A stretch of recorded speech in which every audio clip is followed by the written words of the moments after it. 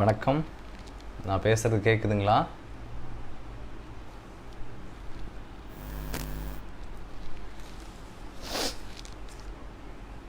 லதாம்மா வணக்கம். கேட்குதுங்களா? நவீத் வணக்கம்.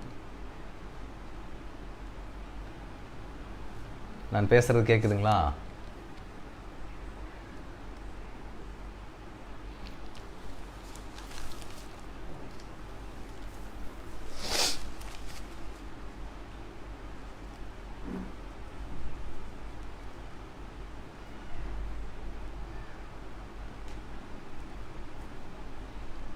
ஓகே.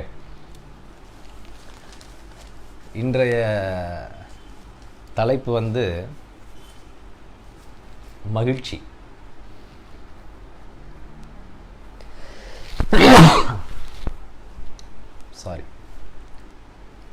மகிழ்ச்சி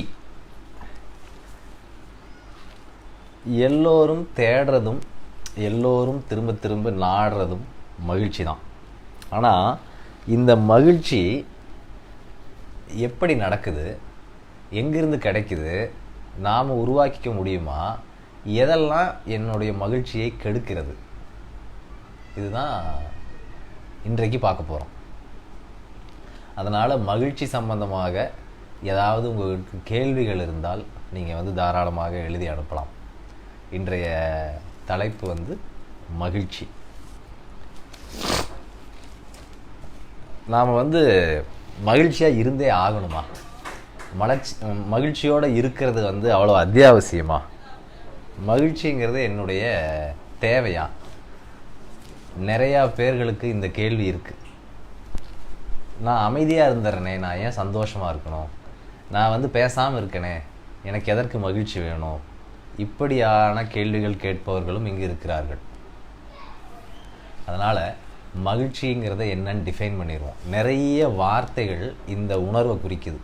இன்பம் அப்படிங்கிறதும் குறிக்குது, மகிழ்ச்சி குறிக்குது, ஆனந்தம் குறிக்குது, சந்தோஷம் குறிக்குது, உவகை குறிக்குது, களிப்பு, இந்த மாதிரி நிறைய சொற்கள் இதுக்கு இருக்குது. ஆனால் அடிப்படையாக சில தத்துவ உண்மைகள் என்ன அப்படின்னா, இறைவன் மனிதனை தன்னுடைய பிரதிபிம்பமாகவே படைத்துள்ளான் அப்படின்னு சொல்கிறாங்க. அவருடைய இமேஜாகவே மனிதர்களை படைத்திருக்கிறார் அப்படின்னு சொல்கிறாங்க. இறைவன் எப்படியான குவாலிட்டி இருக்கிறவர் அப்படின்னா, ஆனந்த வடிவானவன் அப்படிங்கிறது அவருக்கு ஒரு பேர். சச்சித் ஆனந்தம் அப்படின்னு படிப்போம். அப்போ அவர் ஆனந்த வடிவானவர்னா, அவர் படைக்கும்போது ஆனந்தம் இல்லாமல் வேறு எப்படி அவர் நம்மளை படைச்சிட முடியும்? அவருக்கும் படைக்கையில் ஆனந்தம் இருந்திருக்கும். படைக்கப்பட்ட பொருளான எனக்குள்ளும் அந்த ஆனந்தத்தை அவர் விதைத்திருப்பார். இது முதல் அடிப்படை.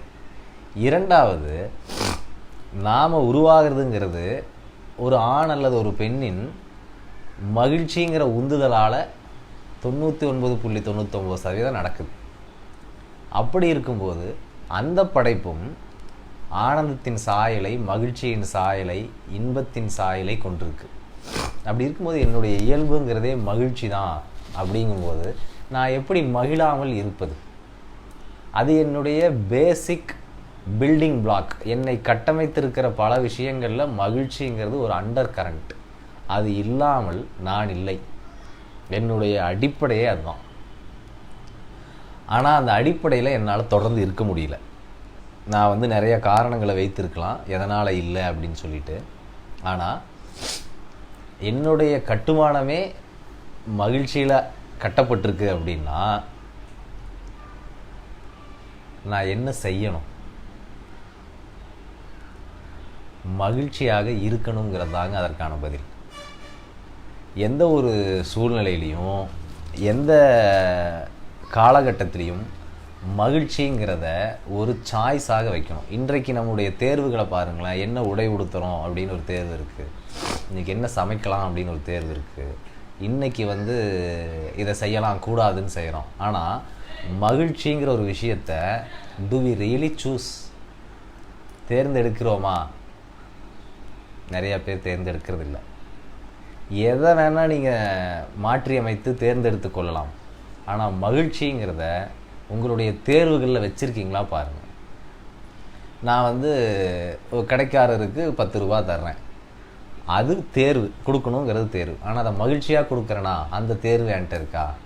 என் பிள்ளைகள்கிட்ட பேசணுங்கிறது தேர்வு, ஆனால் அதை மகிழ்ச்சியாக செய்கிறேனா?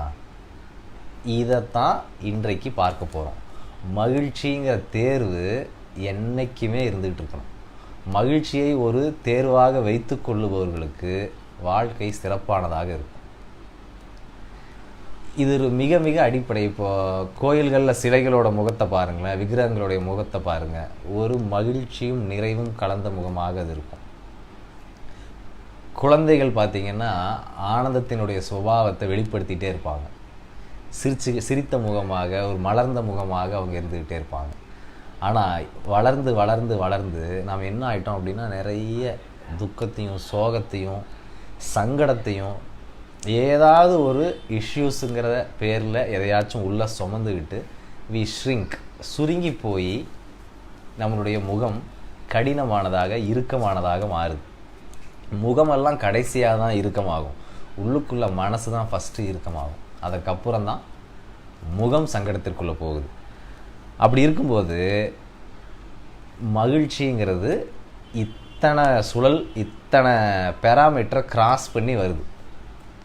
அப்போது எங்கே என் கையில் அதனுடைய லகான் இருக்குது, எங்கே நான் அதை பிடிச்சிக்கிட்டேன்னா நான் கண்டினியூஸாக தொடர்ந்து மகிழ்ச்சியாக இருக்கிறதுக்கு ஒரு வாய்ப்பு அப்படிங்கிறது தான் இன்றைக்கி கொஞ்சம் டீட்டெயிலாக பார்க்க போகிறோம். நாம் பொதுவாக செய்கின்ற சின்ன சின்ன தவறுகள் நம்முடைய மகிழ்ச்சியை பாதிக்கிறது, குலைக்கிறதுங்கிறத புரிஞ்சுக்கிறோம். இன்றைக்கி அது என்னென்ன பாயிண்ட் அப்படிங்கிறத பார்க்குறோம்.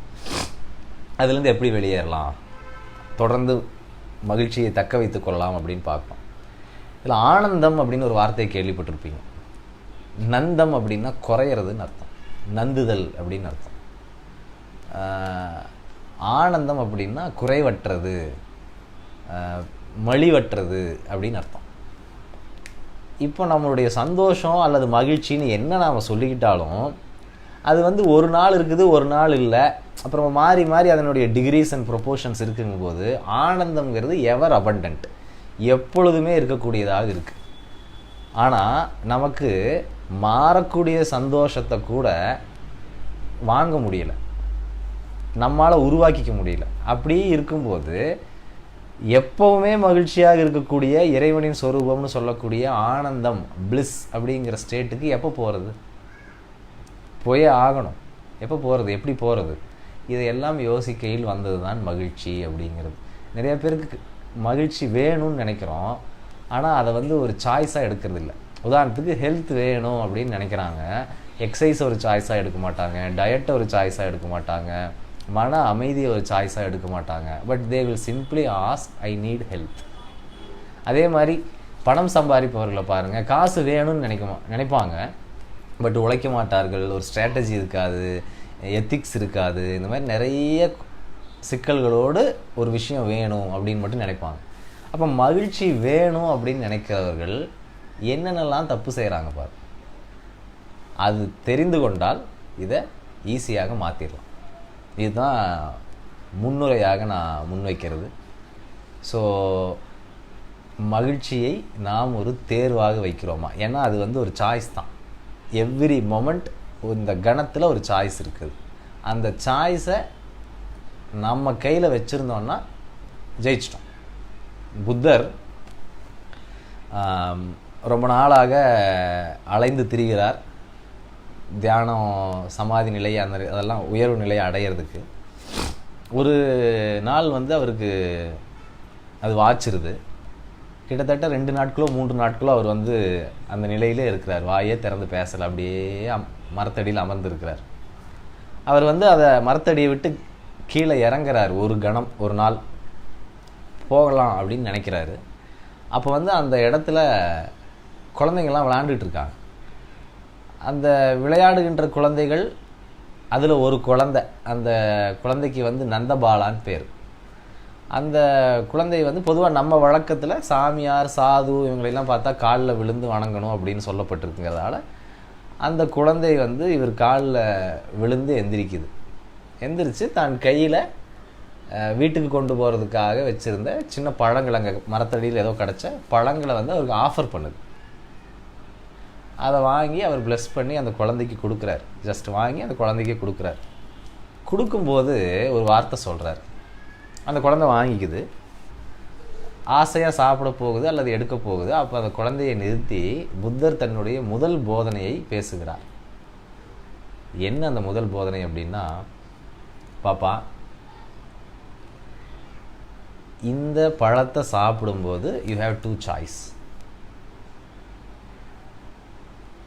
விழிப்புணர்வோடு சாப்பிட்றியா, விழிப்புணர்வு இல்லாத அன்கான்ஷியஸ் ஸ்டேட்டில் ஏதாவது நினச்சிக்கிட்டு எதையாச்சும் யோசிச்சுக்கிட்டே சாப்பிட்றியா? இது 2 தான் உனக்கு சாய்ஸ் இருக்குது. இந்த பழத்தை சாப்பிடும்போது விழிப்புணர்வோடு சாப்பிடு அப்படிங்கிறார். இதுதான் அவருடைய முதல் போதனை. அதே போல் இங்கே உங்களுக்கு வாழ்க்கை நிறைய சாய்ஸஸை கொடுத்துருக்கு. சமைக்கலாம், பாடலாம், ஆடலாம், ஒரு ஃபேன் போடலாம், என்ன வேணால் செய்யலாம். ஆனால் அதை விழிப்புணர்வோடு செய்யுங்க அப்படின்னு புத்தர் போதித்த மாதிரியும் நீங்கள் செய்யலாம். ஆனால் மகிழ்ச்சி வேணும் அப்படின்னு நினைக்கிறவங்க அதை மகிழ்ச்சியோடு தான் செய்யணும். ஏனோ தானோன்னு சலிப்போட சங்கடங்களோடு செய்து கொண்டிருப்பவர்களுக்கு அதுவே தான் ரிப்பீட் ஆகிட்டே இருக்கும். அதனால் மகிழ்ச்சியை ஒரு சாய்ஸாக வச்சு, மகிழ்ச்சியோடு நான் பேசுகிறேன், மகிழ்ச்சியோடு நான் வண்டி ஓட்டுகிறேன், மகிழ்ச்சியோடு நான் மக்களிடம் உரையாடுகிறேன் அப்படின்னு உள்ளே இருந்துக்கிட்டு தான் அதை ஒரு தேர்வாக வைத்து கொண்டு தான் நீங்கள் இயங்கணும் அப்படிங்கிறது முதல் வேண்டுகோள்னு வச்சுக்கலாம். ஓகே, ஸோ மகிழ்ச்சியை ஒரு தேர்வாக செய்தல்.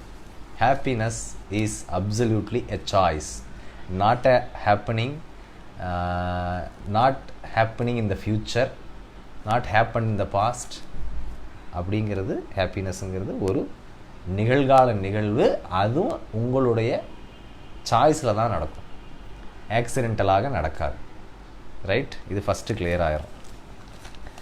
யாருக்கு மகிழ்ச்சி பறி போயிரும்னு பார்ப்போம். ஏன்னா நாம தவறுகளை செய்யக்கூடாது. அந்த தவறு செய்துட்டு மகிழ்ச்சியை எதிர்பார்க்க முடியாது. சரிங்களா? ஸோ முதல் பாயிண்ட், என்னைக்கெல்லாம் நீங்கள் பாதிக்கப்பட்டவள், நான் வாழ்க்கையால் காயமுற்றிருக்கிறேன், மனிதர்களால் அசிங்கப்படுத்தப்பட்டிருக்கேன், அவமானப்படுத்தப்பட்டிருக்கேன், ஏமாற்றப்பட்டிருக்கேன், இப்படியெல்லாம் நீங்கள் யோசிக்கிறீங்களோ அன்றைக்கு மகிழ்ச்சி போய்விடும். மகிழ்ச்சி யாருக்கு வரும் அப்படின்னா, தன்னை ஒரு இன்ஃபீரியராக வச்சுக்கிட்டு, கீழாக வச்சுக்கிட்டு, தனக்கு இவ்வளோ கஷ்டம் ஆயிடுச்சு, தான் இவ்வளோ வீக்காக இருக்கும், தனக்கு இது தெரியலை, வரலை, இப்படியெல்லாம் சொல்லிக்கொண்டு மனசுக்குள்ளே அது மாதிரியான குமைச்சலை வைத்து கொண்டிருப்பவர்களுக்கு மகிழ்ச்சி எக்காலத்திலையும் வராதுங்க. சொர்க்கமே இறங்கி காலில் விழுந்தாலும், ஐயோ நான்லாம் இதுக்கு தகுதியான ஆளா, எனக்கே இதெல்லாம் புரியலை அப்படின்ட்டு அங்கேயும் ஒரு அதிருப்தியை வெளிப்படுத்துவார்கள்.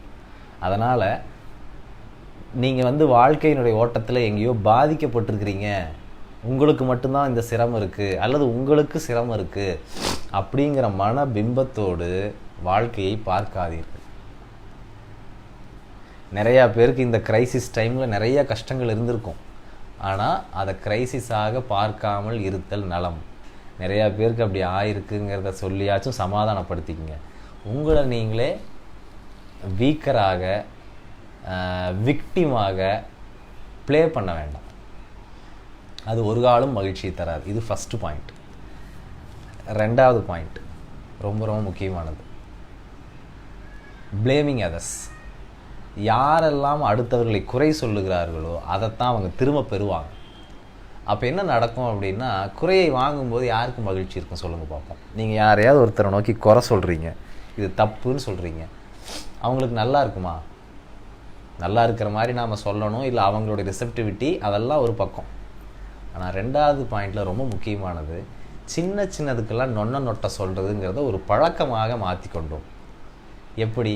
கரண்ட்டு போச்சுன்னா திட்டுறது, ஒரு அரசாங்கத்தினுடைய ஒரு அறிவிப்பை பார்த்து திட்டுறது, உணவு சரியில்லைன்னா சலிச்சுக்கிறது, எதிர்பார்த்த மாதிரி சூழல் சரி வரலை அப்படின்னா சலிப்பையோ அதிருப்தியோ வெளிப்படுத்துறது, அவன் சரியில்லை இவன் சரியில்லைங்கிற மாதிரியான மன அமைப்பை தொடர்ந்து போர்ட்ரே பண்ணுறது, இவைகள் அனைத்தும் மகிழ்ச்சியை உங்களுக்குள் விதைக்காது. இது தொடர்ந்து அதிருப்தியை வெளிவிடும்போது நாம் அதிருப்தியை தான் பெறோம். ஏன்னா என்னை பார்த்து நல்லதை சொன்னால் நான் சந்தோஷப்படுவேன், என்னை பார்த்து தவறு சொன்னால் நான் சங்கடப்படுவேன். உண்மையாக தவறுகள் இருந்தால் கூட என்னடா இப்படி இருக்கோமேன்னு கூட ஒரு சங்கடம் வரலாம். அப்போது நான் அதிருப்தியை வெளிவிட்டுட்டு எனக்கு ஒருத்தர் வந்து என்னுடைய பாசிட்டிவ் மட்டும் பேசணும் அப்படின்னு நான் எப்படி எதிர்பார்க்க முடியும்? நான் கொடுப்பதே அதிருப்தி ஆயிற்றே. அப்படி இருக்கும்போது அதிருப்தியை வெளிவிட்டு திருப்தியை நம்மளால் பெற முடியாது. ஆக நொட்டை சொல்கிறது, blaming others is not the right job to have happiness. குறை சொல்லாமல் எப்படி வந்து அதை பாசிட்டிவாக, எப்படி வந்து அதை நடுநிலையோடு அப்ரோச் பண்ணலாம் அப்படிங்கிறத கற்றுக்கணும். நமக்கு வராட்டி பரவாயில்ல, நம்மளுடைய வழக்கத்தில் இப்படி பேசணும்னு நமக்கு சொல்லிக் கொடுக்கப்படலை. வள்ளுவர் வந்து எப்படி பேசணும்னு அதிகாரம் எடுத்திருக்காரு, ஆனால் நம்ம வாழ்க்கையில் யாரும் அதை கற்றுக் கொடுக்கல. அதை வந்து நீங்கள் ஒரு சாய்ஸாக எடுத்து அதை வந்து ஒரு நீங்கள் வளர்த்துக்க வேண்டிய ஒரு திறமையாக எடுத்து உங்களுடைய ஸ்கில் செட்டை இம்ப்ரூவ் பண்ணிக்கணும். ஸோ என்ன பார்த்தோம்? முதல்ல மகிழ்ச்சி என்பது இட்ஸ் அப்சல்யூட்லி அ சாய்ஸ். அது மாறக்கூடியது, நாம் தான் அதை சாய்ஸாக எடுக்கணும். அதில் ஃபஸ்ட்டு பாதிக்கப்பட்டவள்ங்கிற உணர்வில் இருந்து வாழ்க்கையை பார்க்காதீர்கள் அப்படிங்கிறத சொன்னோம். ரெண்டாவது நொட்டை சொல்லுதல் அப்படிங்கிறத சொன்னோம். blaming others will not create happiness in us and others. மூணாவது, உலகத்தையே பிடிச்சி ஆட்டிகிட்டு இருக்கிற நோய் இது, அடுத்தவர்கள் என்ன நினைப்பார்கள் அப்படிங்கிற தேர்டு பாயிண்ட். எல்லாருமே இதில் விழுகிறாங்க. ஐயோ அவங்க என்ன நினைப்பாங்க, ஐயோ அவங்களுக்கு இது இப்படி, அவங்களுக்கு நான் ஹர்ட் பண்ணிட்டேன்னா அப்படின்னு ஒரு அடுத்தவர்களை நினைத்து தன்னுடையதை சுருக்கி கொள்ளுதல், தன்னுடைய வெளிப்பாடுகளை சுருக்கி கொள்ளுதல்ங்கிறது பரவலாக இருந்து கொண்டிருக்கக்கூடிய ஒரு பழக்கம். இந்த அடுத்தவங்க என்ன நினைப்பாங்கங்கிற நபர்கள் தன்னுடைய வாழ்க்கை ஓட்டத்தை அடுத்தவங்ககிட்ட கொடுத்துட்டு ஹாப்பினஸ்ஸை எதிர்பார்ப்பாங்க. அது நடக்காது. இப்போ டிவியை வந்து ரிமோட் கண்ட்ரோல் வந்து ஒருத்தர்கிட்ட கொடுத்துட்டிங்கன்னா அவர் என்னத்தை ஆப்ரேட் பண்ணுறாரோ அதை தான் நம்ம பார்த்தாகணும். அவர் சோக காட்சிகளை ஆப்ரேட் பண்ணுறாருன்னா நம்ம சோக காட்சிகளை தான் பார்க்க முடியும். அதுபோல் அடுத்தவங்க என்ன நினைப்பாங்கன்னு உங்கள் பவர் முழுக்க அடுத்தவர்களுக்கு கொடுக்கப்பட்டுருச்சுன்னா என்ன நடக்கும்? அவங்க இஷ்டம் போல் செய்வாங்க, உங்கள் இஷ்டத்துக்கு மாறாக செய்வாங்க. அப்போ மகிழ்ச்சி இருக்காது. அதனால் அடுத்தவர்கள் என்ன நினைப்பார்கள்ங்கிற ஏரியாவை தள்ளி வைங்க. உங்களை நீங்களே எடை போடுங்க. இது சரியா? நேற்றைய என்னுடைய தன்மைக்கும் இன்றைய என்னுடைய தன்மைக்கும் இது சரியாக வருகிறதா? நான் உயர்ந்திருக்கேனா? நான் வந்து சரியான அளவீடுகளோடு பயணிக்கிறேனான்னு நிறைய இடங்களில் உங்களை நீங்கள் செக் பண்ணி பார்த்துக்கிறதே சுய பரிசோதனை, அகத்தாய்வு செய்து கொள்ளுதலே போதுமானது. அடுத்தவங்க என்ன நினைப்பாங்க, அடுத்தவங்க என்ன நினைப்பாங்க, அடுத்தவங்க என்ன நினைப்பாங்க, அடுத்தவங்களுக்கு உங்களை பற்றி நினைக்கிறதுக்கு நேரம் இல்லை. அவங்க என்ன தெரியுங்களா கவலைப்பட்டுக்கிட்டு இருப்பாங்க, ஐயோ இவ என்ன நினைப்பா அப்படின்னு அவங்க கவலைப்பட்டுக்கிட்டு இருப்பாங்க. அல்லது கவலைப்படாமல் இருக்கலாம். ஆனால் ஒவ்வொரு லெவலுக்கு மேலே அடுத்தவங்களுக்கு கொடுக்குற வெயிட்டேஜ் உங்களுக்கு வெயிட் இல்லைன்னு காட்டுது. உங்களுக்கு உங்களை பற்றிய ஒரு புரிந்துணர்வும் ஒரு நல்ல அபிப்பிராயமும் இல்லை அப்படின்னு காட்டுது. அதை நீங்கள் வளர்த்திக்கிறது தான் வழியே ஒழிய அடுத்தவர்களுடைய எண்ணங்களை பற்றி எடை போட்டு கொண்டும் பேசிக்கொண்டும் சிந்தித்து கொண்டும் இருப்பது அல்லவே அல்ல. அதுக்காக அடுத்தவங்களை கன்சிடரே பண்ண வேண்டாமா? ஏன் என்ன நினச்சா என்ன அப்படின்னு போயிடலாமா? அப்படியும் இல்லை. மிக சரியான நபர்கள், மிக நியாயமான நபர்கள், உங்களை வந்து உங்களுடைய வளர்ச்சிக்காக உங்கள் மேல் குறை சொல்லுபவர்கள், கன்ஸ்ட்ரக்டிவ் கிரிட்டிசிசம்னு சொல்லுவாங்க. அதில் நியாயமாக என்னோடு ரெசிப்ரோகேட் ஆகி இது சரிப்பா, இது தப்புப்பா, இது நல்லா இருந்துச்சு, நல்லா இல்லை அப்படின்லாம் சொல்லுவாங்க. அவர்களுடைய கண்டனங்களையும் விமர்சனங்களையும் சந்தோஷமாக ஏற்றுக்கலாம். நேற்று என்னோடய வாத்தியார் ஃபோன் பண்ணி என்னோடய தவறுகளை சொன்னார். சந்தோஷமாக இருந்துச்சு. ஒரு நாள் கழித்து பேசுகிறாரு. இருந்தாலும் என்னுடைய தவறுகளை சுட்டும் பொழுது சார் அவர் நம்மளை வாட்ச் பண்ணி ஏதோ கரெக்ஷன் கொடுக்குறாரு, நம்மளை கேட்குறக்கும் ஆள் இருக்குது அப்படிங்கிறது சந்தோஷமாக இருக்குது. ஸோ அதனால் அடுத்தவர்கள் என்ன நினைப்பார்களோன்னு ரொம்ப வெயிட் கொடுக்க வேண்டாம். நேற்று ஒரு பெண்மணியோடு பேசும்போது அவங்கள நம்ம காயப்படுத்திட்டோன்னா அப்படின்னு கேட்டாங்க. காயப்படுத்துகிறோம், நம்முடைய இன்டென்ஷன் அதுவா? நாம் அதற்காக தான் செய்கிறோமா? இல்லை. ஒரு பக்க விளைவா உப விளைவா தெரியாமல் ஒருத்தர் காயம் ஆகுது. அதுக்கு நம்ம ஒரு எக்ஸ்கியூஸ் கேட்டுக்கலாம். அடுத்த தடவை இன்னும் கொஞ்சம் பக்குவமாக பண்ணலாம், அது வேறு. ரெண்டாவது, எது சொன்னாலும் செஞ்சாலும் காயப்படுவது போல் அவர் இருக்கிறாரான்னு பாருங்கள். நம்ம மேலே என்ன ஒப்பீனியன் வச்சுருக்காங்கன்னு பாருங்கள். அவர்களுக்கு எது செஞ்சாலும் சிரமங்களோ சங்கடங்களோ இருக்கலாம். அதற்காக நாம் பாதர் பண்ண தேவையில்லை. அதையும் சேர்த்து புரிஞ்சுக்குங்க. சும்மா வெறுமனே தொட்டது 90க்கெல்லாம் என்னை கஷ்டப்படுத்திட்டாங்க அப்படின்னு சொல்கிறவங்க இருக்கிறாங்க இந்த உலகத்தில். அவர்களை நாம் சட்டை செய்வது வேலைக்காகாது. கண்டிப்பாக நாம் உயர முடியாது. அவங்க சொல்கிறதுல நியாயம் இருக்கா பார்ப்போம். இல்லைன்னா அவர்களை புறந்தள்ளி விட்டு மேலே போய் தான் ஆகணும்.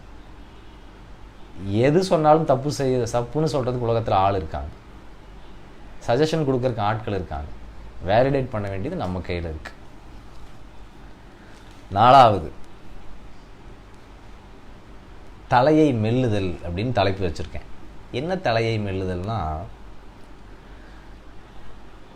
நான் அடுத்து என்ன செய்யணும், என் வாழ்க்கை அடுத்து என்னை எங்கே நகர்த்துகிறது, அதற்கு என்ன தேவை, நான் எப்படி என்னை மேம்படுத்திக்கணும், இது எல்லாத்தையும் யோசிக்கிறதுக்கு நமக்கு நாட்கள் போத மாட்டேங்குது.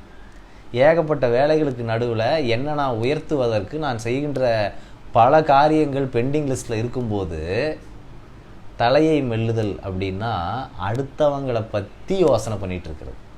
நேரம் அவன் என்ன பண்ணிகிட்ருப்பான், அவன் இப்போல்லாம் இப்படி ஆயிட்டான்ல அப்படின்னு தொடர்ந்து அடுத்தவர்களை அசை போடுதல். இது என்ன காண்பிக்குதுன்னா, உங்களுக்கு நிறைய டைம் இருக்குதுன்னு காமிக்குது. செய்கிறதுக்கு வேலைகள் குறைவாக இருக்கிறது, நீங்கள் ப்ரொடக்டிவாக இல்லைன்னு காமிக்குது. ப்ரொடக்டிவாக இருக்கிற ஒருத்தங்களுக்கு இதையெல்லாம் சிந்திக்கிறதுக்கே நேரம் இருக்காது. ஐயோ, செய்ய வேண்டியது என்னுடைய டேபிளில் இவ்வளோ இருக்கே, நான் ஏன் அடுத்தவன் என்ன செஞ்சுட்டு இருந்தால் எனக்கு என்ன அப்படின்னு நாம் நம்ம வேலையை பார்த்து கொண்டு போகிறதுக்கு நிறைய வச்சுருக்கோம். அட்லீஸ்ட் எனக்கு நிறைய இருக்குது, படிக்கிறதுக்கோ கேட்குறதுக்கோ மக்களோடு பேசுவதற்கோ அவ்வளோ இருக்குது. நாம் அப்படி ஏதாச்சும் ஒன்று அடுத்தவங்க பற்றி நம்ம சிந்திக்கவே வேண்டாமா? அவ்வளவு தூரம் கேர்லெஸ்ஸாக இருக்கலாமா? No, you have to care. அதற்குன்னு ஒரு டைம் எடுத்துக்கங்க. யாரை கேர் எடுக்க நினைக்கிறீங்க, யாருக்கிட்ட என்ன நலம் விசாரிக்க விரும்புகிறீங்க, அதை அழகாக பேசி முடித்து ஒரு செட்டில்மெண்ட்டுக்கு வந்துடுங்க. சும்மா உட்காந்துட்டு அப்படி சாஞ்சிட்டு அவன் என்ன இருந்தாலும் அப்படி பேசியிருக்கக்கூடாது, இவன் ஏன் இப்படி இருக்கான் அப்படின்னு அவனை யோசிச்சுட்டு இருக்க தேவையில்லை. நான் எனக்குள்ளே செய்து கொள்ள 1000 இருக்குது. நேற்றைய பயிற்சியை விட இன்றைக்கி பெட்டராக செய்கிறதுக்கு என்கிட்ட 100 பயிற்சிகள் இருக்குது. புத்தி எவ்வளவு கற்றுக்கிட்டாலும் கொள்ள முடியாத அளவுக்கு இந்த உலகத்தில் விஷயங்கள் இருக்குது. நான் மாற வேண்டிய இடங்கள் 1000 இருக்குது. இதில் நேரம் செலவிடாமல் எப்படி அடுத்தவர்கள் தலையை நம்மளால் மென்று கொண்டிருக்க முடியுது? நான் இன்றைக்கி ஏதாவது ஒரு சின்ன விஷயத்தை செஞ்சு அப்படி ஒரு ஸ்டெப் பெட்டரானேன்னா எனக்கு மகிழ்ச்சி தன்னை போல் வருமே. ஆனால் நான் எப்படி அடுத்தவனை நினைத்து கொண்டிருந்தால் மகிழ்ச்சி வரும்? வரவே வராது. அதனால் மகிழ்ச்சியை ஒரு தேர்வாக செய்பவர்கள் பிறரை பற்றி அசை போடுதலை, அவர்கள் தலையை மெல்லுதலை விட்டு நாம் என்ன செஞ்சோம், நேற்று நம்முடைய வேலையை விட இன்றைக்கி கவனமாக செஞ்சோமா, இன்றைய வேலையை உருப்படியாக கழித்தோமா, நாட்களை பொழுதுகளை, இது எல்லாத்தையும் சிந்தித்தாலே ஜம்முன்னு மேலே வந்துடணும். மகிழ்ச்சி தன்னை போல் வரும், இயல்பாக வரும். ஏன்னா உள்ளே இருக்கக்கூடியது இந்த உள்ளே இப்போது சிம்னி விளக்கு பார்த்துருப்பீங்க. சிம்னி விளக்கு சரியாக தான் எரிஞ்சுக்கிட்டு இருக்கும். ஆனால் அந்த புகை கண்ணாடியில் படிஞ்சு வெளிச்சத்தை வெளியே வர விடாது. அதுபோல் என்னுடைய சிந்தனைகளால் என்னுடைய மனம் அப்படி கவர் பண்ணப்பட்டு வெளிச்சத்தை வெளியே தள்ள விடாது. அப்படி தான் மகிழ்ச்சி மறைக்கப்பட்டிருக்கு. அந்த புகை தான் இப்போ நாம் பேசிகிட்டு இருக்கிறது. பாதிக்கப்பட்டவன் நினைக்கிறது, நொட்டை சொல்கிறது, அதுக்கப்புறம் என்ன நினைப்பாங்கன்னு உட்காந்துட்ருக்கிறது, தலையை மெல்றது, இதெல்லாம் சுற்றியில் படிஞ்சிருக்கக்கூடிய புகைகள். இதை நாம் தான் துடைக்கணும். நம்ம மனசுக்குள்ளேருந்து நாம் தான் நீக்கணும். வேறு யாரும் இதை செய்ய முடியாது. ரைட். அடுத்த பாயிண்ட், 5வது பாயிண்ட், என்னை புரிஞ்சுக்குங்க அப்படின்னு ஒரு ஸ்டேட்மெண்ட் உங்கள்கிட்ட வருதுன்னு வைங்களேன், அன்றைக்கே உங்களிடம் மகிழ்ச்சி குறைவாக இருக்கிறது அப்படின்னு தெரிஞ்சு போச்சு.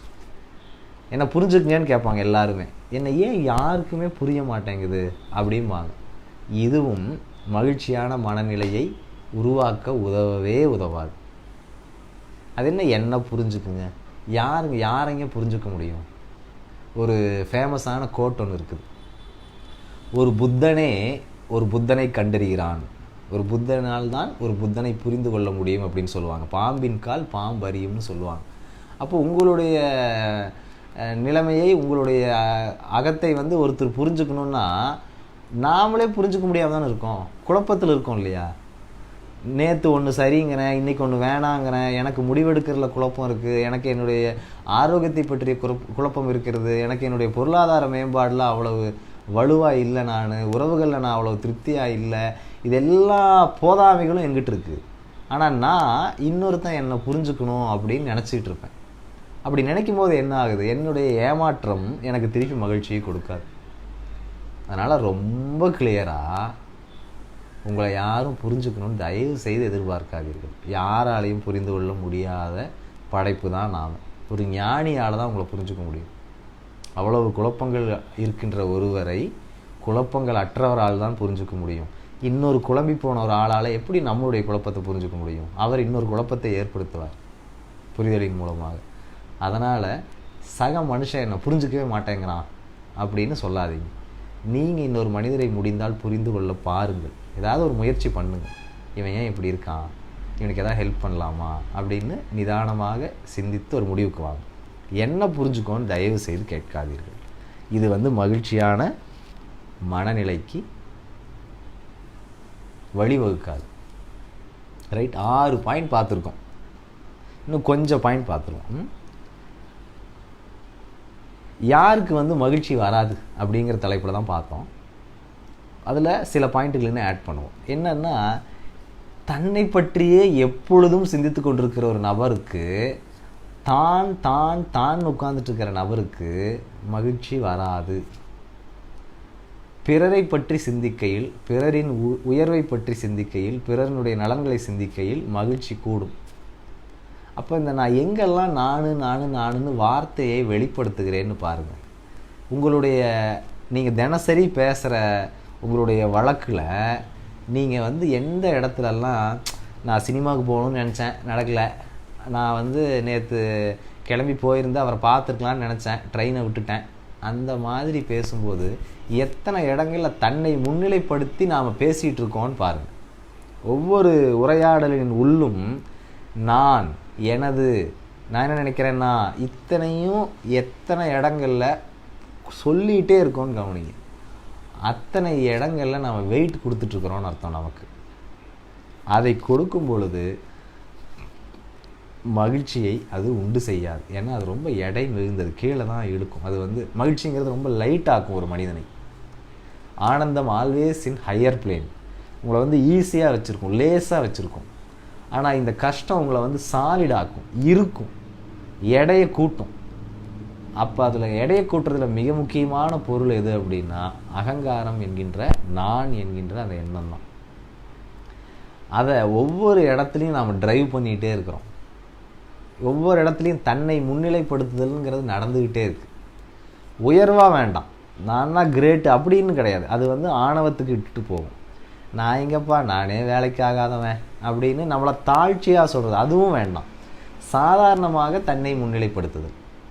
டேய், நேற்று நான் ஒன்று பார்த்தேன், அதை கேளன்னு ஆரம்பிக்கிற அந்த வேகத்திலிருந்து எல்லாமே தன்னை முன்னிலைப்படுத்தி தான் வருது. இப்படி இயங்குபவர்களுக்கு கண்டிப்பாக மகிழ்ச்சி வராது.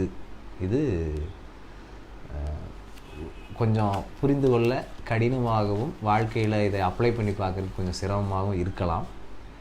நல்லா உங்களுடைய அன்றாட பேச்சுவார்த்தைகளை கவனிச்சிங்கன்னா இதிலிருந்து ஒரு ஐடியா கிடச்சிடும். ஓ, இங்கெல்லாம் நாம் இப்படி இருக்கிறோம், இதை கொஞ்சம் தள்ளி நின்று பார்க்கணும் அப்படின்னு நமக்கு கிடச்சிரும்.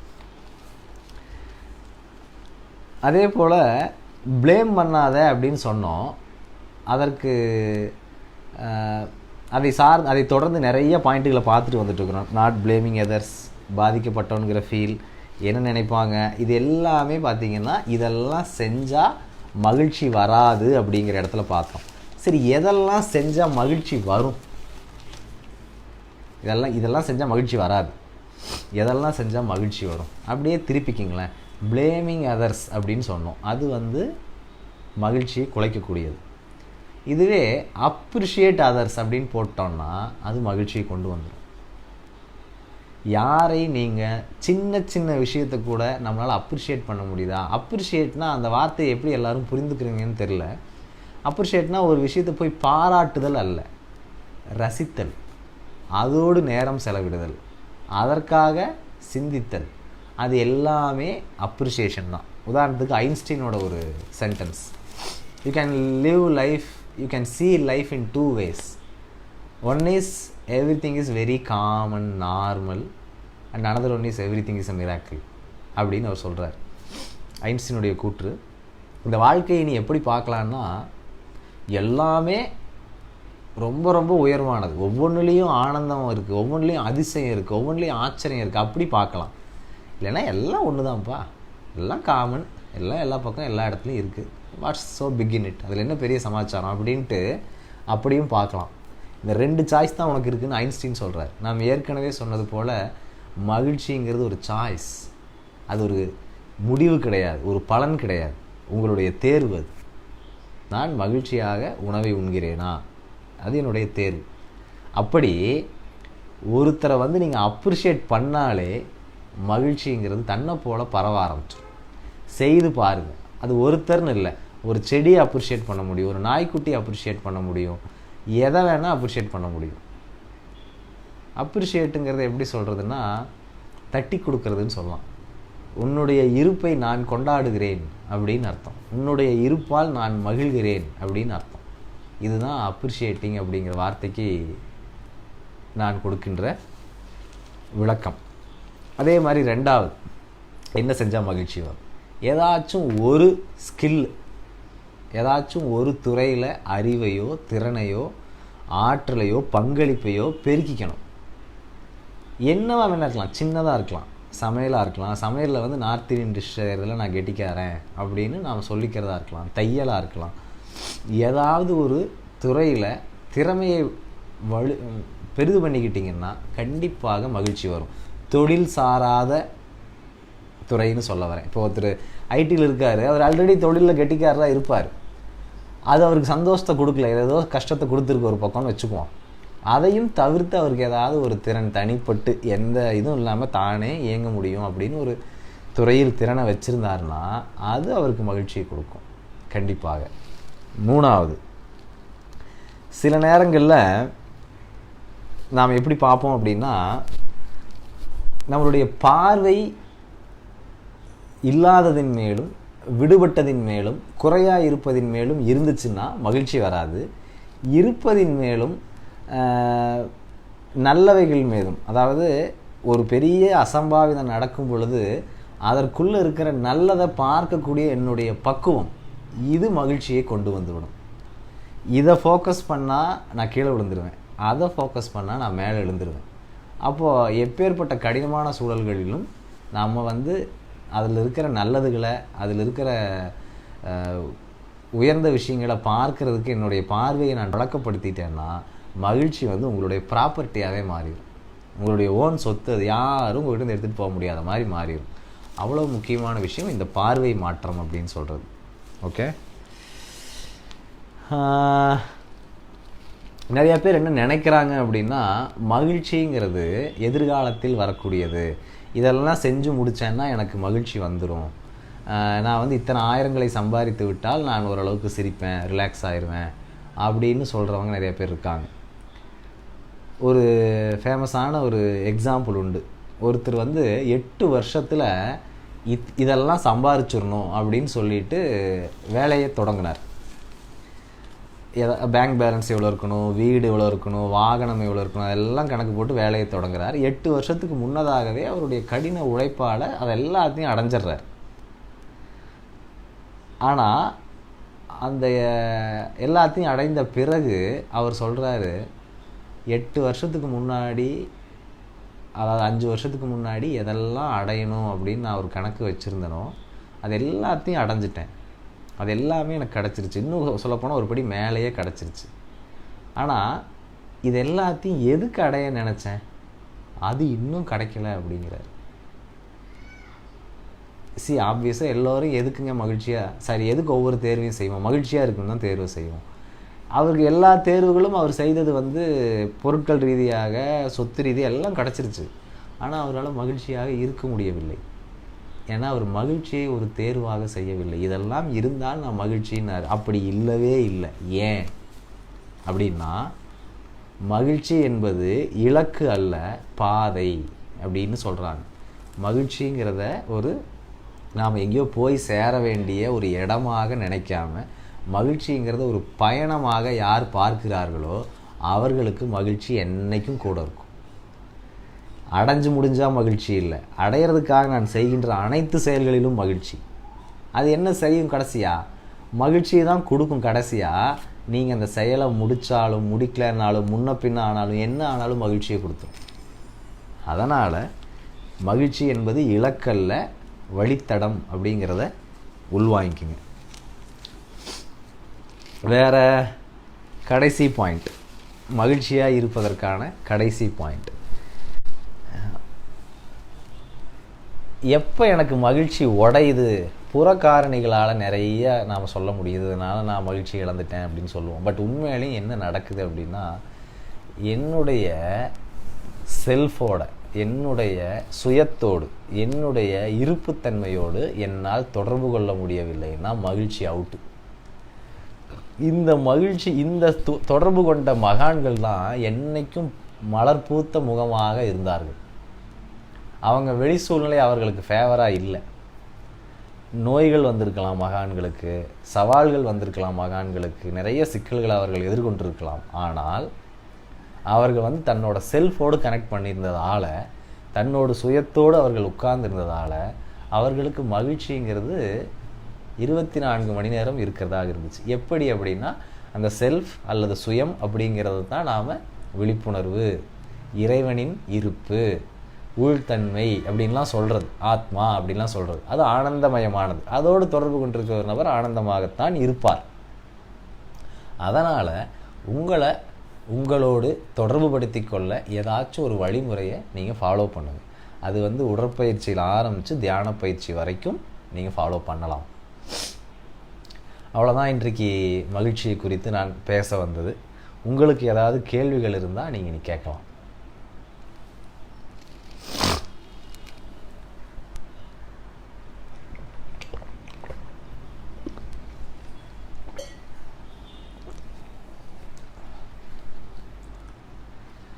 Happiness is a choice. Happiness is action. Happiness only in the present moment.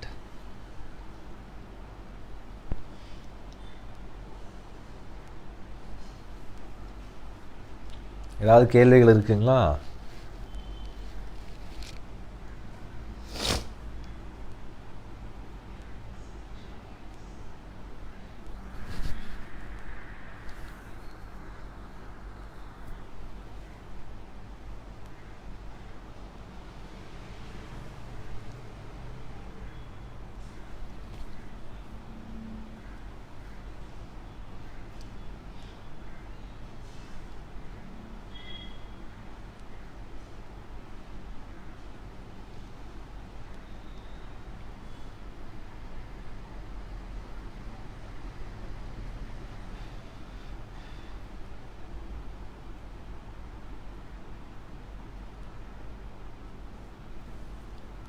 What is happiness?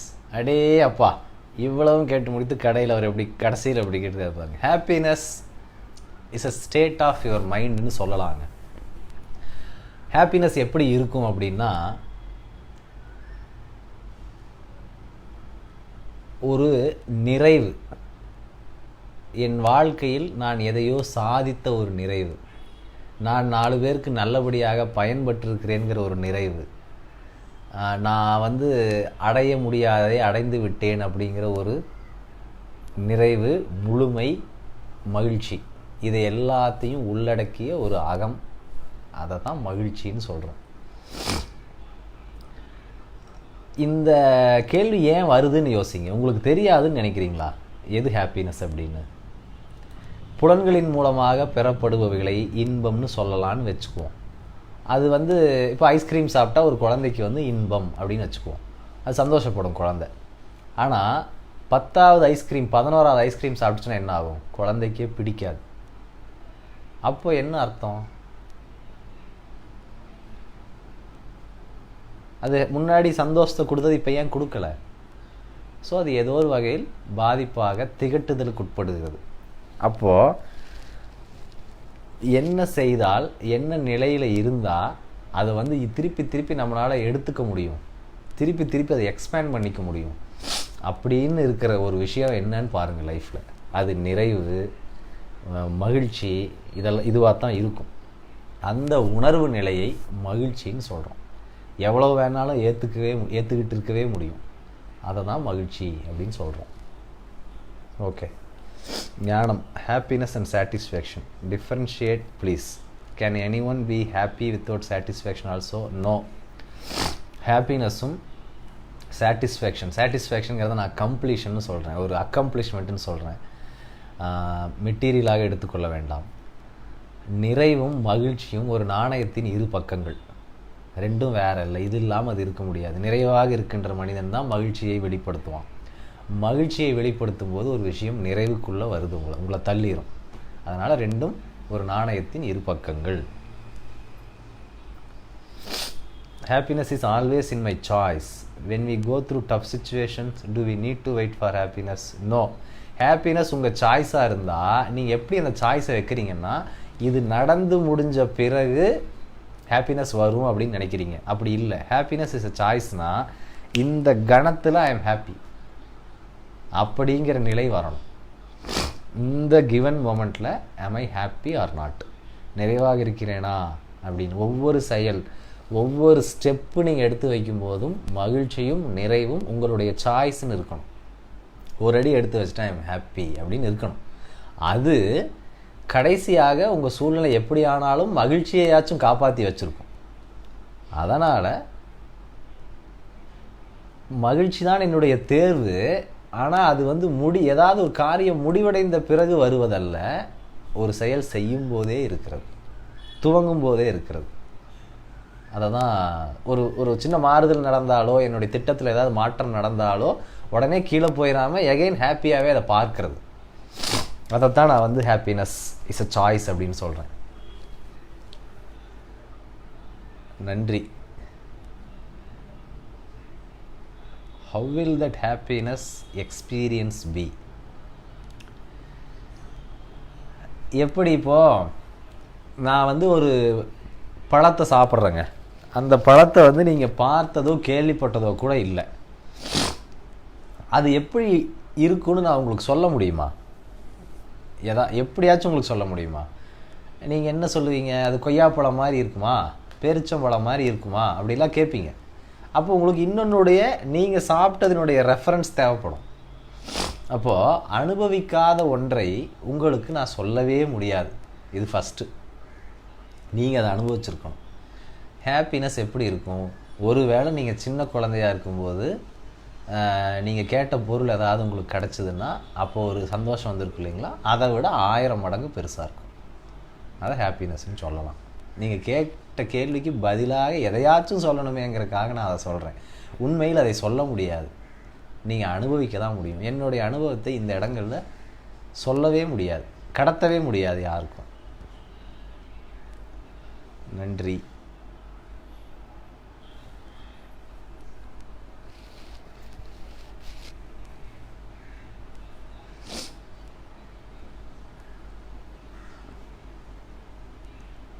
வேறு கேள்விகள்? இந்த நேரலையின் மூலமாக, லைவ் மூலமாக என்ன சொல்ல வரேன் அப்படின்னா, ஹாப்பினஸ்ஸுங்கிறத ஒரு சாய்ஸாக வைங்க. சலிப்புகளோ சங்கடங்களோ சூழ விடாதீங்க. எல்லா உயர்வுக்கும் இதுதான் வழி.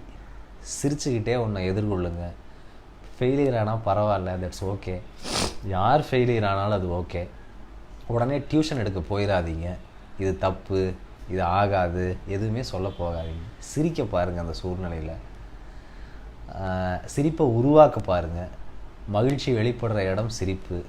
வெளிப்படாமையும் உள்ளுக்குள்ளே இருக்கலாம், பட் அப்பவும் முகம் சிரிப்புக்கு தயாராகிற முகமாக இருக்கும். அதனால் சிரிப்பை விட்டுவிடாதீர்கள், மகிழ்ச்சியை விட்டுவிடாதீர்கள். Gnanam. Will faking happiness create real happiness or how can a real happiness be attained with awareness? இது 2 வழி சொல்லலாமா. ஒன்று ஃபேக் பண்ண அதுவே டியூன் ஆகி நல்லதாக நடந்து விடலாம் அப்படின்னு நம்பலாம். சின்ன சான்ஸ் தான் இருக்குது. பட் உங்களுக்கு தெரியும் இல்லையா நீங்கள் ஃபேக் பண்ணுறீங்கன்னு, தென் தட் கேனாட் ஹேப்பன் அப்படின்னு 2வது சைடும் இருக்குது. அதனால் ஏன் ஃபேக் பண்ணணும்னு யோசிங்க. எதற்காக ஃபேக் பண்ண வேண்டிய தேவையில் நாம் இருக்கிறோம்? பக்கத்து ஆளுக்காக வேலிடேட் பண்ணுறோமா? இல்லை எனக்கு கிடைக்கலன்னு என்னை முன்னிறுத்திகிட்டே இருக்கேனா நான்? எதனால் ஃபேக் பண்ணுறோம்? அந்த ரீசனை எடுத்துட்டிங்கன்னா happiness will be there. Real happiness அப்படி தான், எந்த ஃபேக்கும் இருக்காது. உங்களால் மறைக்கக்கூட முடியாது உங்களுடைய மகிழ்ச்சியை. நீங்கள் உள்ளுக்குள்ளே ரொம்ப நல்லா இருக்கீங்கிறது உங்களை பார்த்தாலே தெரிஞ்சிடும். அவ்வளவு தூரம் ஹாப்பினஸ் வந்து ஊடுருவக்கூடியது மனிதர்களில். Latha sir, as you said, our undercurrent is happiness from birth. When does the transition happen from happiness to worries? To raise a happy child, that what will be your advice? Okay, குழந்தையாக இருக்கும்போது சந்தோஷமாக தானங்கம்மா இருந்தோம். எங்கேருந்து இதெல்லாம் வருது அப்படின்னா, நம்ம மேல் புகுத்தப்படுகின்ற கண்டிஷன்ஸ். இப்படி இருந்தால் தான் சரி அப்படின்னு ஒரு லைனை வைக்கும்போது, ஐயோ நான் அப்படி இல்லாமல் போயிட்டேன்னா அப்படிங்கிற ஒரு கண்டிஷன்ஸ் வரும்போது we lose our happiness. அதுக்காக கண்டிஷன் எதுவுமே இல்லாமல் இருக்க முடியுமா? முடியாது. அப்போது ஏதாச்சும் ஒரு விஷயத்தை, ஒரு கண்டிஷனை வைக்கும்போது அதையும் மகிழ்ச்சியோடும், மகிழ்ச்சிக்கு உரிய இலக்கணங்களோடும், இது இல்லைன்னா என்ன ஆகுங்கிற அடுத்த சமாச்சாரத்தையும் மகிழ்ச்சியோடும் நம்மளால் கடத்த முடியுதா அப்படிங்கிறது தான் நாம் பார்க்கணும்.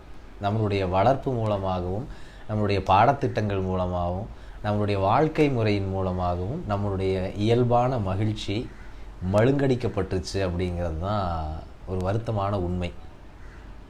நாம் அதை மீட்டு எடுக்க முடியும். நிறைய உதற வேண்டியிருக்கும். நிறைய மனிதர்கள் சொல்லுகின்ற, நமக்கு மண்டையில் புகுத்திய பல விஷயங்களை வந்து நாம் தாண்ட வேண்டியிருக்கும். அதெல்லாம் ஒரு ஆளுக்கு முடியுதுன்னா அவர் மகிழ்ச்சியாகத்தான் இருப்பார். குழந்தைக்கு டிப்ஸ் கேட்குறீங்க, அது இயல்பாக சந்தோஷமாக தான் இருக்குது. அதோடு நீங்கள் சந்தோஷமாக கம்யூனிகேட் பண்ணி அந்த கண்டிஷன்ஸை, எது சரி எது வேண்டாம் அப்படிங்கிற கண்டிஷன்ஸை அவங்களுக்கு கொடுக்க பாருங்கள். அவங்களையே அதை டிஸ்கவர் பண்ண வைங்க. ஸோ தட் அவங்க ஹாப்பினஸ் பொல்யூட் ஆகாமல், குறையாமல் வந்து சேரும். ரெண்டாவது, ஒரு படிநிலையில் குழந்தையினுடைய மகிழ்ச்சிங்கிறது ரொம்ப ப்ரிமிட்டிவ். அதிலிருந்து அது அடுத்த கட்டத்துக்கு போகணும் அப்படிங்கும்போது சில மந்த நிலை, தேக்க நிலை நடந்து தான் போகும். அதை தவிர்க்க முடியாது. அதெல்லாத்தையும் அனுசரித்து ஃபோர்காஸ்ட் பண்ணி ஒரு சராசரினா ஏவரேஜான ஒரு பேண்ட்வித்துக்குள்ளே தான் அவங்கள அனுப்ப முடியும். அது நடக்கும். அதற்கப்புறம் அவர்கள் வளர்ந்த பிறகு அவர்கள் மகிழ்ச்சிக்கு அவர்களே பொறுப்பாகிறார்கள். சைடில் சப்போர்ட் கொடுக்குற மாதிரி தான் கண்டிஷன்ஸ் எல்லாம். ஒரு லெவலுக்கு மேலே எல்லாத்தையும் கலட்டிட்டு தான் ஓட்டணும். அதனால் குழந்தைகளுக்கான அட்வைஸாக அதைத்தான் சொல்கிறேன். நன்றி. வாணி ஆறுமுகம், நிறைவு நாள் மகிழ்ச்சியை உணர்ந்தால் அடுத்த நிகழ்விற்கோ அல்லது அடுத்த செயல்களுக்கோ செல்ல முடியுமா? தாராளமாக முடியுங்கம்மா, தாராளமாக முடியும். எப்படி முடியும்னா, அந்த நிறைவும் மகிழ்ச்சியும் என்னுடைய சோர்ஸ் ஆஃப் இன்ஸ்பிரேஷனாக மாறிடும். அதிலிருந்து நான் அடுத்த உத்வேகத்தை பெறுவேன். என் முன்னாடி இருக்கின்ற சூழ்நிலையில் அந்த செயலை நான் அப்படி இம்ப்ளிமெண்ட் பண்ணும்போது அது திரும்பவும் மகிழ்ச்சியாகவும் திரும்பவும் நிறைவாகவும் மேனிஃபெஸ்ட் ஆகும். அதனால் நீங்கள் செயல்படாமல் இருக்கிறதுக்கு இந்த மகிழ்ச்சி நிறைவுங்கிறது ஒரு வாய்ப்பாக, காரணமாக இருக்கவே இருக்காது. தொடர்ந்து உங்களை செயல்பட வைக்கும். தட்டி கொடுத்தா நல்லா வேலை செய்யும் இல்லைங்களா? அதுபோல் உள்ளுக்குள்ளே இருக்கிறது நல்லா வேலை செய்யும். உள்ளுக்குள்ளே நீங்கள் மகிழ்ச்சியையும் நிறைவையும் கொடுத்தீங்கன்னா அடுத்து என்ன செய்யலாம், இதே இம்பேக்டாக இல்லை இதை விட பெரிய இம்பேக்டை எப்படி கொடுக்கலாம் அப்படின்னு தான் நீங்கள் இயங்குவீங்களே ஒழிய உங்களால் வந்து செயல் போதும் அப்படின்னு உட்கார்ந்துட முடியாது. நன்றி. Gnanam, also comparison reduces our happiness, isn't it? நான் அப்படி நினைக்கலைங்கம்மா. கம்பேரிசனாக ஒரு விஷயம் இல்லாமல் உங்களால் செயல்படவே முடியாது. இந்த உலகம் சொல்லுகிறது கம்பேர் பண்ணாத அப்படின்னு. நான் அதை அப்படி பார்க்கல, என்னால் அப்படி சொல்ல முடியல. ஒன்றும் இல்லை, நீங்கள் நேற்று வச்ச ரசம் இன்றைக்கி கம்பேர் பண்ணப்படாமல் எப்படி பெட்டர் ரசமாக மாறும்? ஒன்று. ரெண்டாவது, பக்கத்து வீட்டுக்காரர் ஒரு ரசகுல்லாவை செய்து கொடுக்குறாருன்னா அவங்க செய்து கொடுத்த ரசகுல்லாவில் ஏதாவது ஒரு தனித்துவம் இருக்குது அப்படின்னா உங்கள் ரசகுல்லாவில் அது எப்படி குறைஞ்சிது அப்படின்னு நீங்கள் ஒப்பிடாமல் எப்படி அடுத்த கட்டத்துக்கு நகருவீங்க? எனக்கே என்னுடைய லெவலை ஒப்பிடுறது வந்து சில நேரங்களில் போதாது. பக்கத்தில் எனக்கு பின்னாடி ஒருத்தன் இமாலய சாதனை செஞ்சுருப்பான், நான் அவனோடு ஒப்பிடாமல் இருக்க முடியுமா? நேற்று பஸ் 8 மணிக்கு வந்துச்சு, இன்றைக்கி எத்தனை மணிக்கு வந்துச்சுன்னு என்னுடைய நேற்றைய பொழுதோடு ஒப்பிடாமல் வாழ முடியுமா? ஒப்பீடு இல்லாமல் வாழ்க்கை வாழ முடியாதுங்கிறது தான் யதார்த்தம். ஆனால் அந்த ஒப்பீடு குறை சொல்லுவதற்கான ஒப்பீடாக இல்லாமல் இன்ஸ்பயர் ஆகிறதுக்கும் மேலே வர்றதுக்குமான ஊக்க சக்தியாக நாம் பயன்படுத்துறதுக்கு அறிவு இருந்தால் எல்லா ஒப்பீடும் உங்களை மேலே கொண்டு வந்துடும். இந்த உலகம் கம்பேர் பண்ணாத, அவன் வேற இவன் வேறன்னு சொல்லும். எஸ், அவன் வேற இவன் வேற தான், மறுக்கவே இல்லை. தனித்துவம் வாய்ந்தவர்கள் தான், மறுக்கவே இல்லை. ஆனால் ஒரு விஷயத்தில் 2 பேரும் ஒன்றிணைகிறோம் இல்லையா? ஏதாவது ஒரு, இப்போ 2 பேரும் ஆடுகிறார்கள், அவன் எப்படி ஆடுறான் அப்படின்னா, அவன் எப்படி ஆடுறான்னு சிந்திக்கிறதுல என்ன தவறு வந்துடும்? அவன் ப்ராக்டிஸ் பண்ணானா, அவன் உடலை சரியாக பராமரிச்சுக்கிறதால நல்லா ஆடுறானா, அவனுடைய கவனம் பெட்டராக இருக்குதுன்னு ஆடுறானா, இதெல்லாம் நான் அவனை ஒப்பிடாமல் எப்படி நான் ஒரு அறிவாக பெற முடியும்? அதனால் ஒப்பீடுங்கிறது நியாயமாக நாம் தினசரி செய்து கொண்டிருப்பது. அதை செய்யாமல் இருக்க முடியும்னு எனக்கு தோணலை. என்னுடைய வாழ்க்கையில் அப்படி இல்லை. அதனால் நான் செய்கின்ற ஒப்பீடுகள் எனக்கான பாடங்கள், எனக்கான இன்ஸ்பிரேஷன்ஸ். அதனால் ஒப்பீடை நான் ஆதரிக்கிறேன். ஆனால் நிறையா பேருக்கு அதை ஒப்பீடு பண்ணி தான் கீழே போயிடுற சூழ்நிலை வருவதால் நிறைய பேர் கம்பேரிசனை தவிர்க்க சொல்கிறாங்க. உங்களுக்கு எது சரின்னு படுதோ அதை செய்யும். நன்றி. வேறு கேள்விகள்? இன்றைக்கு இந்த மாதிரி லைட்டராக பேசணும் அப்படின்னு நினச்சிருந்தேன் நான். போன முறை ஏதோ அறிவியல் ஆன்மீகம்னு பேசினோம்.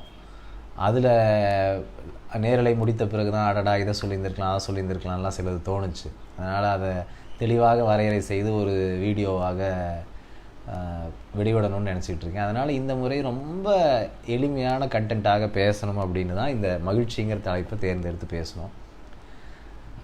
எந்த டெக்னிக்கும் பெருசாக இல்லாமல் சும்மா ஒரு நண்பர்களோடு உரையாடுவது போல் பேசணும். இப்படி பண்ணேன் அப்படி பண்ணேன் அப்படின்னு சொல்லணுங்கிற மாதிரி பேசணுங்கிறதுக்காக தான் இந்த காணொளி இப்படியாக வடிவம் பெற்றது. இதில் எதுவும் சந்தேகங்களோ இல்லை கேள்விகளோ இருந்தால் தாராளமாக நீங்கள் முன்வைக்கலாம். Kanchi Raghuram, very good eye opening for comparison.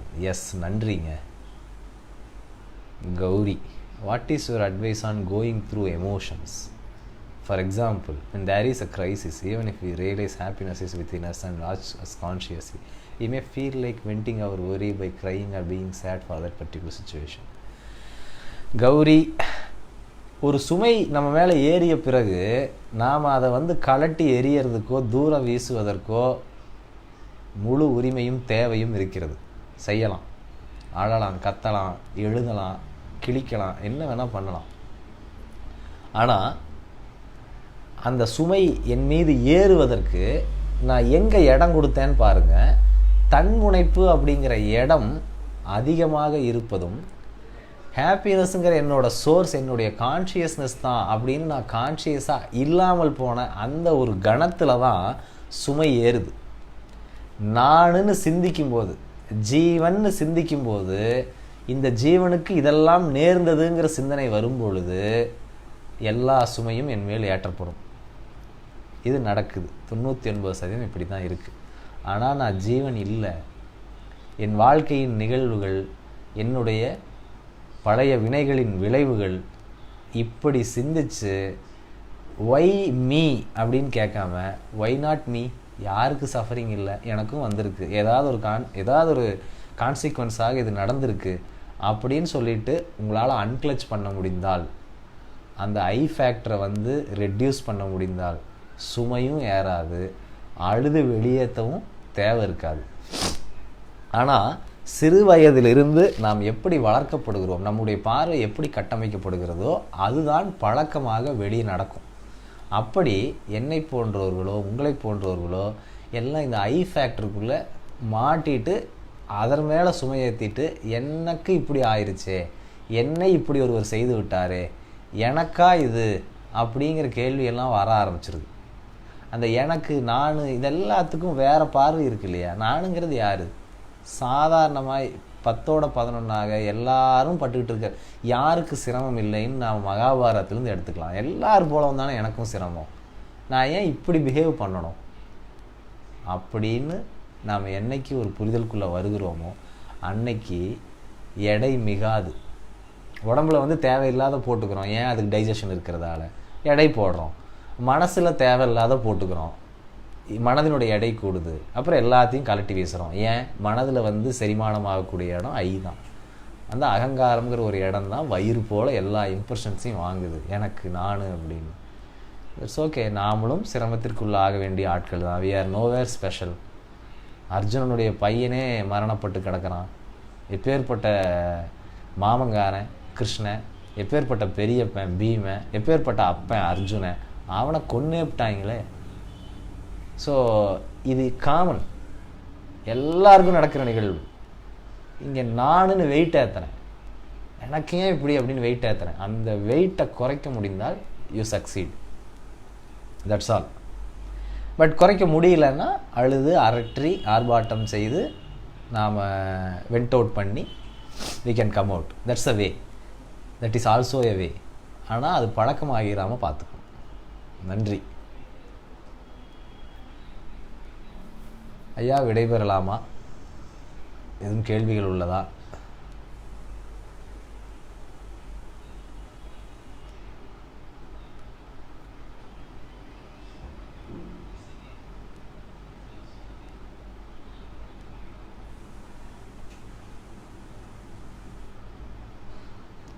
How do self-appreciation help for happiness? Self-appreciation வந்து துவக்கத்திற்கு சரி.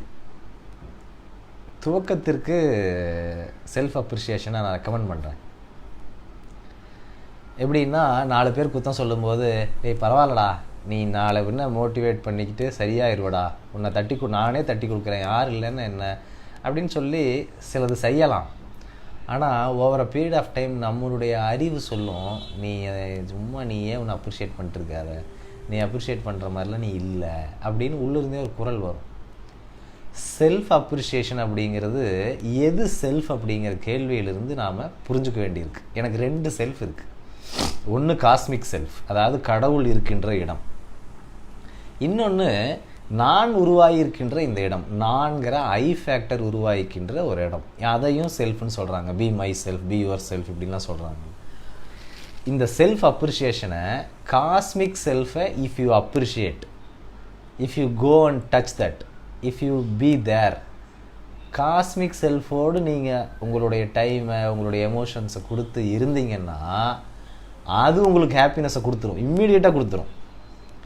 ஆனால் மனிதர்கள் இங்கே செல்ஃப் அப்ரிஷியேஷனுங்கிற பேரில் என்ன செய்கிறாங்கன்னா, இந்த ஜென்மத்தில் நான் உருவாக்கிய அல்லது பல ஜென்மங்களாக எனக்குள்ள கர்ம பதிவுகளாக வந்திருக்கக்கூடிய ஈகோங்கிற ஐங்கிற செல்ஃபை அப்ரிஷியேட் பண்ணுறாங்க. விடுறா ரகு, பரவாயில்ல, நேற்று கிளாஸ் விட இன்றைக்கி கிளாஸ் சுமாராக தான் இருந்துச்சு, பரவாயில்ல நாளைக்கு எடுத்துக்கலாம் அப்படின்னு இந்த ஐயை நான் அப்ரிஷியேட் பண்ணுறேன். அது ரொம்ப நாளைக்கு உதவாது. மாறாக எனக்குள்ள என்னோட ஐயை இயக்கிட்டு இருக்கிற ஒரு செல்ஃப் இருக்கு இல்லையா, the source of all selves, அந்த செல்ஃப் கிட்ட நான் என்ன இணைச்சிக்கிட்டேனாலே போதும், மகிழ்ச்சி தன்னை போல வந்துடும். அதனால் துவக்கத்திற்கு இத்தினோண்டு ஓகே இந்த ஐ அப்ரிஷியேஷன். ஆனால் அது ரியல் செல்ஃப் அப்ரிஷியேஷனுங்கிறது just to get touch with that cosmic self. அது போதும், சகலத்தையும் எல்லாத்தையும் சரி பண்ணி கொடுத்துரும். 100 ஆண்டு கால இருளாக இருந்தாலும் ஒரு தீக்குச்சி போதும் அப்படிங்கிறது மாதிரி, விரட்டியும் அந்த ஒளி அப்படிங்கிறது மாதிரி, காஸ்மிக் செல்ஃபோடு தொடர்பு கொள்ளும் பொழுது மகிழ்ச்சி தன்னை போல வந்துடும். எத்தனை ஆண்டு கால சோகமாக இருந்தாலும் சரி. அதற்கு தான் டூல்ஸ் வச்சுருக்கிறோம், நிறைய டூல்ஸ், நிறைய மகான்கள் சொல்லி கொடுத்தது அதுக்கு தான். நல்லது.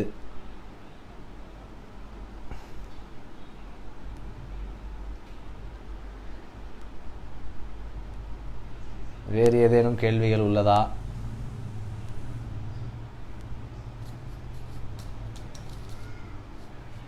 Is it okay to dislike a person as we dislike things? Is it going to affect happiness? Long run yes. Maybe டெம்பரரியாக ஒருத்தரை டிஸ்லைக் பண்ணிட்டோன்னா அவர் ego might get satisfied, or we might feel some practical benefits out of it. But long ரன்னில் இது ஒத்து வராது.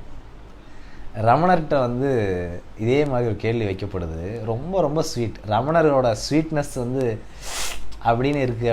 எப்படின்னா how to love others பகவான் அப்படின்னு கேட்பாங்க. பகவானோட பதில் என்னன்னா, தெர் இஸ் நோ அதர்ஸ் அப்படிங்கிறது தான். என்ன ப்ரொஃபவுண்ட் ஸ்டேட்மெண்ட், கண் கலங்குது எனக்கு. இன்னொருத்தர் எப்படி பகவான் நேசிக்கிறதுங்கிறது எவ்வளோ ரேஷனலான கொஸ்டின், சாதாரணமான ஒரு அடிப்படையான கேள்வியாக கேட்குறாங்க. நான் பகவான் என்ன சொல்கிறாரு, அத்வைதத்திலேருந்து சொல்கிறாரு, வேற ஒருத்தனே இல்லையேடா, நீ எப்படி இன்னொருத்தனை நேசிக்கிறதா சொல்ல முடியும்? நீ தான் அது, நான் தான் அது, அதுதான் அது, எல்லாம் அதுவாக இருக்கும்போது அதுவே எப்படி அதுவை எதிர்க்க முடியும் அப்படிங்கிறத அவர் அப்படி கேட்குறாரு. தேர் ஆர் நோ அதர்ஸ்னு ஒரு லைனில் சொல்லிட்டு போகிறார். எப்பேற்பட்ட வாசகம்! அதை ஜீரணிக்கிறதுக்கு எவ்வளோ நாட்கள் ஆச்சுன்னு எனக்கு தான் தெரியும். என்னுடைய செரிமானத்திற்கு நான் எடுத்துக்கொண்டது ரொம்ப அசஸ் பண்ண, அசிமுலேட் பண்ண ஒரு இடம். There are no others. ஒரு சிறந்த பஞ்ச் லைனாக ரமணருடைய பார்க்குறேன் நான். ஒரு அத்வைத ஞானி தெருவில் தன்னுடைய சீடனோடு நடந்து போய்கிட்டு இருக்காரு. 2 நாய்கள் வந்து சண்டை போட்டுக்கிட்டு இருக்கு. அங்கே வந்து அந்த நாய் சண்டையை வந்து சிறுவர்கள் சுற்றி நின்று பார்க்குறாங்க. ஒரு கூட்டம் வந்து அதை விரட்டுறதுக்காக ஏதோ அதை சுற்றி நின்று அதை விரட்ட பார்க்குது. பட் நாய்கள் தொடர்ந்து சண்டை போடுது. என்ன தெரியுது அப்படின்னு அவர் கேட்குறாரு. அந்த குரு சீடர்கிட்ட கேட்குறாரு, இந்த மாதிரி நாய்கள் சண்டை போடுகிறதுப்பா, சில சிறுவர்கள் அதை ரசிக்கிறாங்க, சில பெரியவங்க அதை விளக்க பார்க்குறாங்க அப்படின்னு அந்த பையன் சொல்கிறான். அதற்கு அந்த அத்வைத ஞானி சொல்கிறாரு, ஒரு பிரம்மம் இன்னொரு பிரம்மத்தோடு சண்டை போடுவதை ஒரு பிரம்மம் ரசிக்குது, ஒரு பிரம்மம் எதிர்க்குது, ஒரு பிரம்மம் அதை குறித்து இன்னொரு பிரம்மத்துக்கிட்ட விசாரிக்குது அப்படின்னு சொல்லி அவர் அந்த பதிலாக அவர் அதை சொல்கிறார். ரொம்ப வருஷங்களுக்கு முன்னாடி இதை நான் படிச்சிருந்தேன். There are no others. You cannot dislike a person, you cannot like a person, you can dislike yourself, you can like yourself. அவ்வளோதான் அத்வைதத்தில் லார்ஜர் ப்ரொப்போர்ஷனில் நடக்கிற உண்மை. கண்டிப்பாக அது உங்களுடைய மகிழ்ச்சியை குலைக்கும்.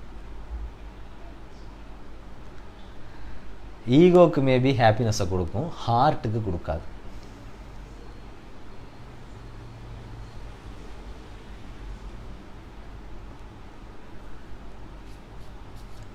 வேறு கேள்விகள்?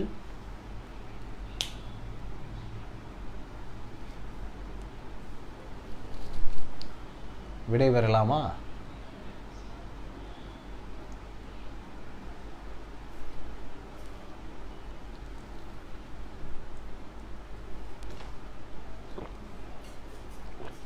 மதுவும் சிகரெட்டும் தன்னை நிறைவு செய்வதாக சொல்கிறார்களே, அதை எப்படி பார்க்கிறீர்கள் அல்லது எப்படி பார்க்க வேண்டும்?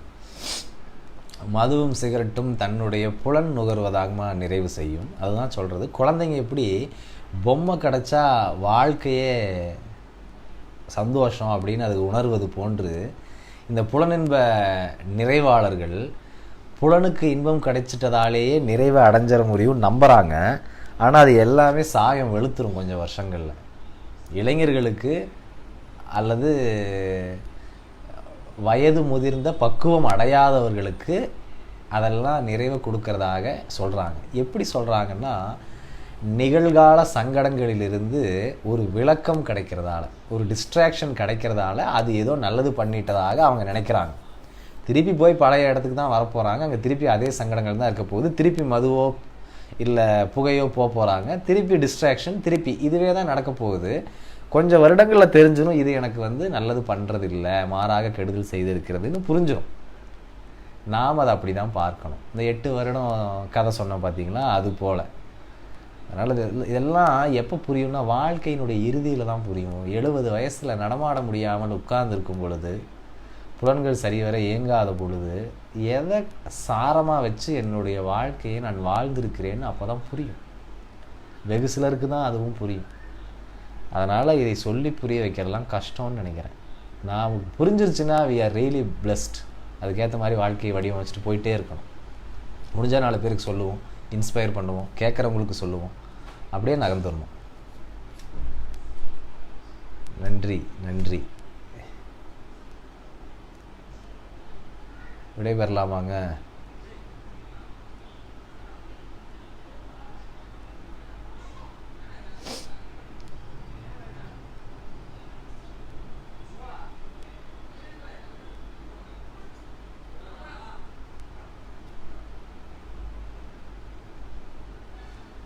சாந்தம்மா நன்றி நன்றி.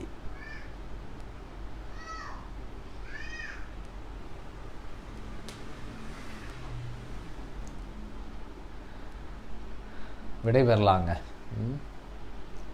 கேள்விகள் இருந்தால் தாராளமாக அனுப்புங்க. தமிழ்ச்செல்வன் நன்றி. தமிழ்ச்செல்வன் சரி. Always be happy. Yes, that's my choice. I am happy. Goundamani சொல்லுவார் பாருங்க, ஐ எம் வெரி ஹாப்பி அப்படின்னு. அது போல தான். சரி, விடைபெறுகிறேன். வணக்கம்.